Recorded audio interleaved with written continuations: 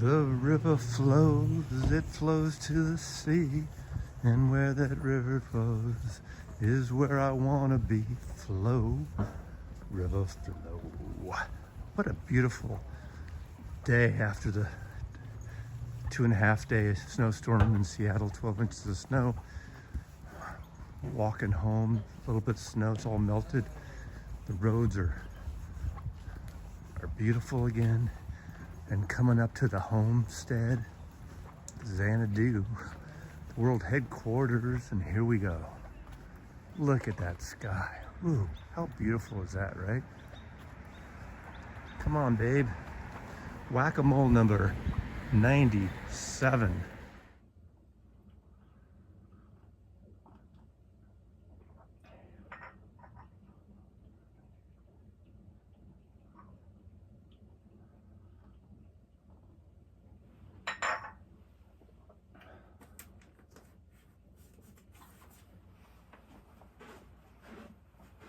Whack-a-mole number 97. I just wanted to sit there quietly because my last video had some coffee prep and somebody got really pissed. Do we have to see your fucking coffee prep? Vote. Coffee prep or not? Sometimes it seems you want to see a little more environment instead of just showing fucking records. All people show on the vinyl community is what records they bought, what records they played, what records they found, what records they won, what records they got in the mail. Come on, let's have a little humanity in it. Let's show our friends and families and coffee making. I just pulled one as while I was sitting there. Need to get this light right. I'll cut this out in the final edit, maybe. No, I won't. I think we need a little ambient thing. Just as I was sitting there, I grabbed Roger Miller's Golden Hits. Now, trailer for sale or rent, rooms to let 50 cents. What a great song, 50 Cent. What a great song King of the Road is. I keep forgetting. I haven't played that song in years. Smash Records comp. And King of the Road, he wrote Dang Me. Engine number 9, You Can't Roller Skate in a Buffalo Herd, which was a hit. Sort of that, I'd say that song's more of a novelty type song. But Roger Miller, what a great, he's really positioned in the country vein, but he's more than that. He's a folk singer, country singer, just made great songs. I definitely think King of the Road is one of the best songs ever. And of course, Do-Wacka-Do and Chug-a-Lug. So he definitely has his novelty stuff. So, Whack-a-Mole, I should do 4 more. Something fell. Wow. Something fell. Steve Miller Band fell. I love this record. The first Steve Miller Band album with Boz Scaggs. Children of the Future, produced by Glenn Johns. That's not going to be a whack-a-mole, but that fell. This is a UK pressing. EMI Hayes, Middlesex, England, made in Great Britain. This is the flap over, nice covers. Okay, let's do this thing. 4 more. 1, 2, 3. Let's pick a jazz. 4. Okay.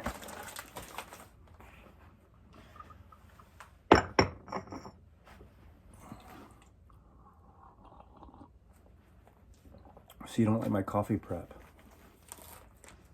Tough.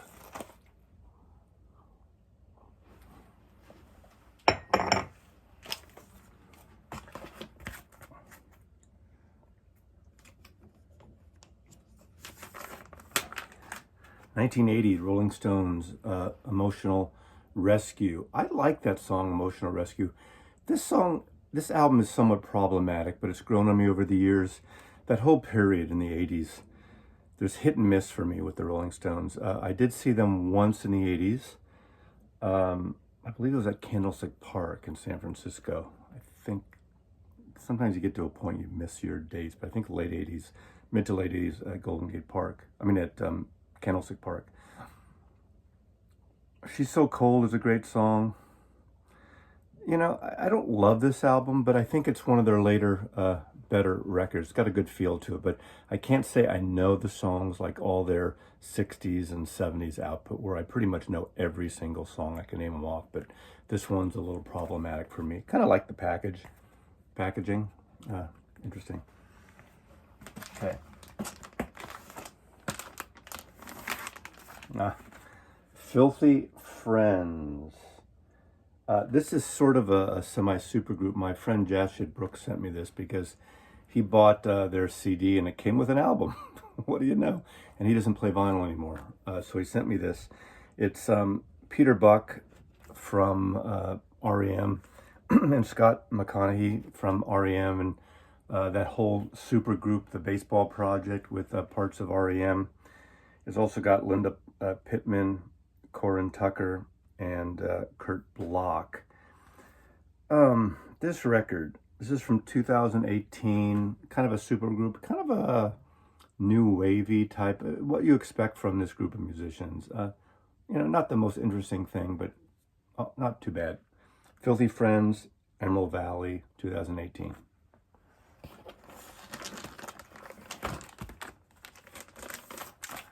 I just showed a Beck record that he produced for Charlene Gainsbourg in my last new releases, new reissue video. This is the Beck album, Odelay, that really put him over the top. Devil's Haircut and Novocaine and Jackass. On here, he does a great mashup where he samples the intro to Van Morrison's version of, what's the Dylan song?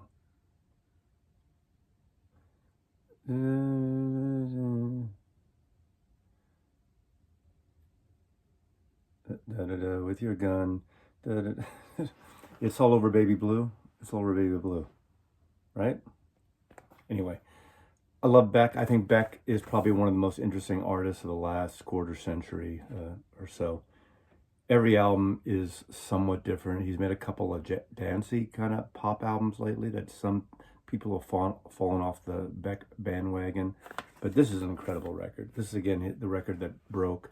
Obviously, Gold, Mellow Gold, was a turning point that got him a lot of notice, but then this really pushed him to the stratosphere of a mix of folk, post-punk, hip-hop, just modern music, some electronic, but really great record.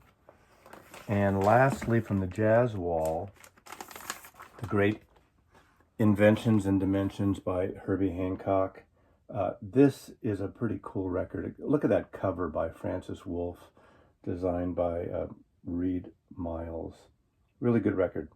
This is from 1964, I think. Yeah, 1964, during the British invasion. This is what Herbie Hancock was doing. Paul Chambers on bass, one of my favorite bass players. Willie Bobo and Chihuahua Martinez adds a really Latin percussiveness to it. So it's only got 5 songs, but Succotash, Triangle, Jackracket, Mimosa, and Jump Ahead. So it's sort of Latin based, infused with Herbie Hancock's acoustic piano from 1964. This is probably a Blue Note 80s. It is a Blue Note 80s. So this is still available, and it means it's Kevin Gray audio file, or at least analog production. So let's do one more.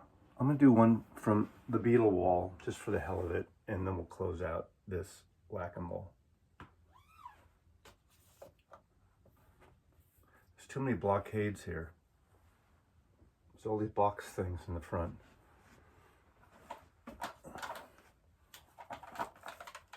A-track?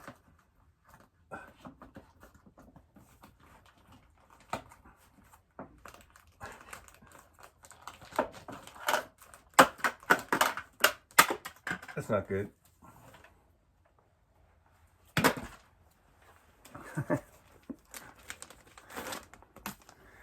A sealed copy. Ooh, that doesn't look good. It looks a little warped. $3.99. The Beatles featured Tony Sheridan. Someone gave me this. This is Pickwick, a UK album, but look at that. Yikes. And this is how I got it. So I never opened it because I got it like that. I do have an unopened copy of this. This is the Mercy Beat, or the Tony Sheridan stuff with Ain't She Sweet, the great. This is where the Beat Brothers backed up Tony Sheridan, recorded in Germany.